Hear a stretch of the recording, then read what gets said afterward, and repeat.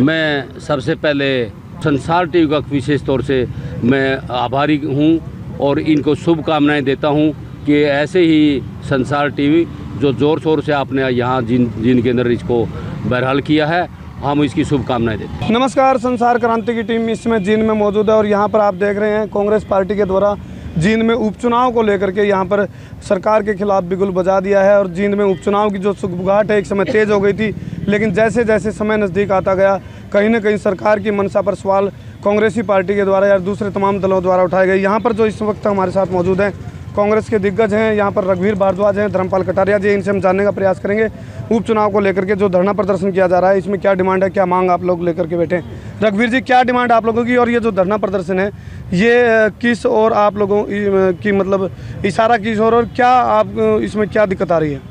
देखिए, पिछले दिनों हमारे हल्का जींद के विधायक डॉक्टर हरिचंद मिड्डा जी का स्वर्गवास हो गया और उनके निधन के बाद 6 महीने के अंदर अंदर उस विधानसभा का चुनाव कराना कानूनी तौर पर ज़रूरी होता है। लेकिन पिछले दिनों में हमारे राष्ट्रीय के चुनाव आयुक्त ने घोषणाएं की, चुनाव 5 राज्यों की, उनके साथ 3 लोकसभा और 2 विधानसभा की घोषणाएं की, जिसमें जींद को छोड़ दिया गया।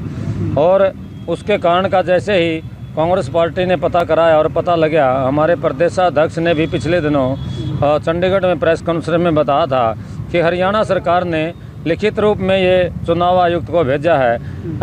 अभी हम चुनाव कराने के लिए तैयार नहीं हैं और हमारी लिस्टें, वोट लिस्ट तैयार नहीं हुई हैं और ये एक बहाना बनाया है चुनाव के हार के डर के कारण। ऐसा इस सरकार ने, निकम्मी और डरपोक सरकार ने यह काम किया और चुनाव आयुक्त ने भी ऐसा मालूम पड़ा है कि उसको स्वीकार कर लिया। उसके विरोध में हमारे प्रदेशाध्यक्ष डॉक्टर अशोक तंवर जी ने ये आदेश दिए जिला जींद के सब हर हल्के के कार्यकर्ता को कि आप जिला जींद मुख्यालय पर 12 तारीख से धरना लगातार अनिश्चितकालीन रखें, जिससे इस गूंगी और बहरी सरकार की आंखें खुलने का काम हो और जींद हल्का की जनता को अपना विधायक मिले और उनको भी न्याय मिलने की बात हो। हमारा ये आज 5वां दिन धरने का लगातार है और कल 17 तारीख को डॉक्टर अशोक तंवर जी प्रदेशाध्यक्ष जो हमारे हैं वो 11 बजे यहाँ पहुँचेंगे। हज़ारों साथियों के साथ पूरे प्रदेश से भी साथी आएंगे और जिला जींद के हर हल्का से यहाँ हज़ारों की तादाद में साथी आएंगे और डीसी साहब को ज्ञापन भी सौंपेंगे और इस गूंगी और बहरी सरकार के कान खोलने का काम करेंगे, जिससे कि उपचुनाव करवाने के लिए इनको मजबूर कर देगी जींद की जनता। तो एक कांग्रेसी नेता हैं धर्मपाल कटारिया, वो भी मौजूद हैं। धर्मपाल जी, आगामी जो रणनीति है वो क्या रहेगी और सरकार के जो नुमाइंदे हैं उनसे जब आप बात करते हैं, प्रशासनिक अधिकारियों से, उनका क्या कहना है? देखिए, जहाँ तक भारतीय जनता पार्टी की जब से केंद्र और राज्य में सरकार आई है, इनकी कुनीतियाँ तो जग जाहिर हैं और जनता इनकी नीतियों से परेशान है। अभी एक मुद्दा और सामने आया, जब पूरे जो अन्य राज्यों में जो प्रस्तावित चुनाव थे उनकी घोषणा हुई और उपचुनाव की भी घोषणा हुई लोकसभा के, तो तेलंगाना में भी अभी जो है ना असेंबली को डिसॉल्व किया, उनका भी प्रस्तावित हुआ चुनाव। लेकिन जींद में ऐसी क्या बात थी कि जींद का उपचुनाव क्यों नहीं हुआ? धर्मपाल जी, जींद राजनीतिक राजधानी है, उसके बावजूद भी यहाँ पर उपचुनाव को लेकर के जो सरगर्मियाँ बनी हुई थी और इसको कहीं ना कहीं आप सरकार की मंशा पर, नीति और नीयत पे कहीं ना कहीं आप शंका जाहिर कर रहे हैं। तो ऐसे में यदि चुनाव नहीं करवाती है सरकार और सत्ता पक्ष यदि चुनाव नहीं करवाता है तो आगामी आप लोगों के कदम क्या रहेंगे और इस आंदोलन को कहाँ तक लेकर जाएंगे आप लोग? देखिए, ये तो जगजाहिर है, पहले भी कहा, इनसे हर आदमी परेशान है। अब परेशानी इस बात की भी है कि जींद के अंदर उपचुनाव होना चाहिए था। अभी जो रोस्टर बनाया है 7 दिसंबर का लास्ट चुनाव है, 11 दिसंबर को प्रत्येक राज्य के चुनाव रिजल्ट डिक्लेयर किए जाएंगे। लेकिन जहाँ तक रणनीति की बात है वो कल तय करेंगे। हमारे प्रधान जी माननीय अशोक तंवर जी यहाँ आएंगे तो उसके बाद कल प्रस्तावित होगा क्या आगे करेंगे, रणनीति क्या बनेगी। लेकिन इतनी रणनीति जरूर है कि भारतीय जनता पार्टी की जो ये कुनीतियों से जनता परेशान है, आगे आने वाले समय में जनता का राज, कांग्रेस का राज होगा, ये सुनिश्चित है। मैडम, क्या कहना चाहेंगे उपचुनाव को लेकर के?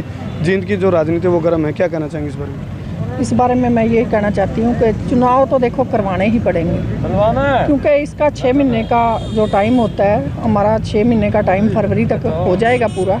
उससे पहले के चुनाव होने चाहिए। हम ये लड़ाई लड़ेंगे और जब तक ये हमारा उपचुनाव नहीं होता, वैसे भी सीट जो हमारी खाली हुई है उसका भरा जाना ही सही है। मतलब अशुभ तो हम होने नहीं देंगे। हम इस चीज़ से मतलब सहमत नहीं है, क्योंकि अशुभ नहीं होना चाहिए, शुभ होना चाहिए, क्योंकि इस चीज़ को भरा जाए। जींद के अंदर उपचुनाव को लेकर के जो गर्माहट बनी है उसके बारे में क्या कहना चाहेंगे आप?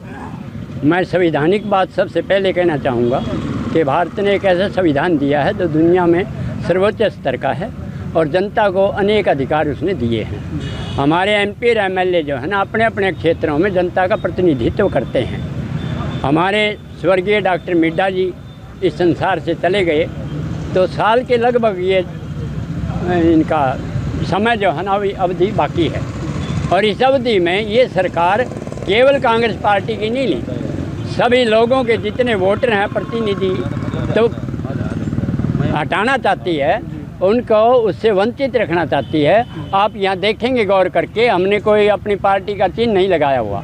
ये कांग्रेस पार्टी तो लोगों को जागरूक करके उनके अधिकारों के लिए लड़ रहे हैं, उनके अधिकारों की लड़ाई लड़ रही है कांग्रेस। और यहाँ कांग्रेस के अतिरिक्त अन्य लोग भी जो इस बात को कहते हैं कि हमारे अधिकार क्यों छीनने जा रहे हैं, वो इसमें शामिल होते हैं, आते और जाते हैं। आम जनता भी इसमें सहयोग कर रही है। और इस भाजपा को जो है ना, प्याज भी खाने पड़ेंगे और जूते भी खाने पड़ेंगे, चुनाव भी कराना पड़ेगा और किरकिरी भी करा ली।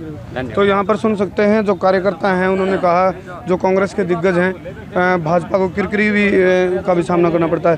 महिलाओं की भूमिका को भी नकारा नहीं जा सकता है। बिमला शिवाच हैं, महिला कांग्रेस नेत्री हैं, इनसे पूछते हैं। तो महिलाएं भी यहाँ पर पहुँची है धरना प्रदर्शन में, क्या कहना चाहेंगे? जो उपचुनाव है उसको लेकर के क्या कहना चाहेंगे आप? मैं बिमला शिवाच प्रदेश सचिव हूँ। महिलाओं के बारे में मैं इसलिए कहूँ, सारी महिला जोर शोर से तैयार हैं। उपचुनाव ये क्यों नहीं करवा रहे?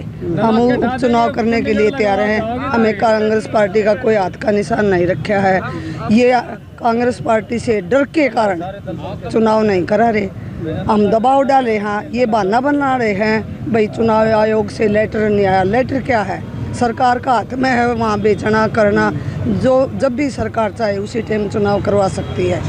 यदि चुनाव होते हैं, उपचुनाव यदि होने लगे तो रघुवीर जी क्या लगता है आपको, कांग्रेस की स्थिति क्या देखते हैं आप? देखिए, उपचुनाव तो होने ही हैं और करवाने ही पड़ेंगे, 6 महीने के अंदर अंदर है। और उसके अंदर कांग्रेस पार्टी भारी बहुमत से जीत हासिल करेगी, क्योंकि भारतीय जनता पार्टी ने जन विरोधी फैसले लिए हैं। जो भी वायदे किए थे उनकी भी वादा खिलाफी की है, और इसके अलावा GST और नोटबंदी के 2 काले कानून भी जनता के ऊपर थोपे हैं, जिससे हर वर्ग, चाहे वो व्यापारी हो, कर्मचारी हो, किसान हो, मजदूर हो, आज हर वर्ग दुखी है और कांग्रेस पार्टी को फिर से सत्ता में लाने का मत बना चुका है। चलिए, बहुत बहुत। तो यहाँ पर आप सुन सकते हैं जो कांग्रेसी नेता, इन्होंने साफ तौर पर कहा कहीं ना कहीं जो सरकार की मंशा है वो ठीक नहीं है, नीति और नीयत में खोट है। धीरे धीरे समय को ढालने वाली बात हो रही है, और जैसे जैसे समय बीतेगा तो उपचुनाव को टालने की तैयारी सरकार कर रही है, और इसको कांग्रेस पार्टी किसी भी सूरत में बर्दाश्त नहीं करेगी, ऐसा कांग्रेसी नेताओं का कहना है। कल जैसे कि 17 तारीख को डॉक्टर अशोक तंवर यहाँ पर आएंगे और उनके साथ नेतृत्व में ये कांग्रेस के जो यहाँ पर कार्यकर्ता है, जो वॉलंटियर है, वो किस प्रकार प्रदर्शन करते हैं और सरकार के ऊपर इनकी बातों पर का क्या असर पड़ता है, ये देखने वाली बात रहेगी। और भी तमाम जानकारियों के लिए आप बने रहिए संसार क्रांति के साथ।